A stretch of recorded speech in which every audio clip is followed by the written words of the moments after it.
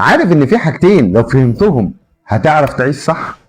ان مفيش حاجه بتفضل زي ما هي، ومفيش تغيير بيجي لوحده. انت يا اما بتتغير يا الزمن بيغيرك غصب عنك. الفرق انك لما تغير بنفسك هتبقى ماسك الدفه، لكن لو استنيت هتتشد في اتجاهات انت مش عايزها. الثبات مش انك تفضل زي ما انت، لكن الثبات الحقيقي انك تفضل عارف انت رايح فين.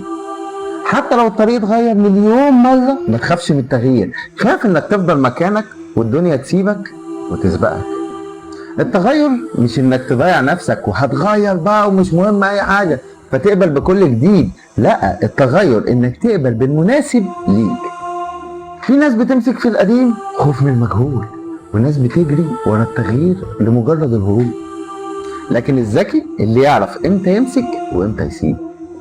ما تخليش خوفك يربطك ولا استعجالك يعنيك، خليك زي المية، اتحرك وتغير على حسب الموقف، ولكن في النهاية تكوينك ثابت.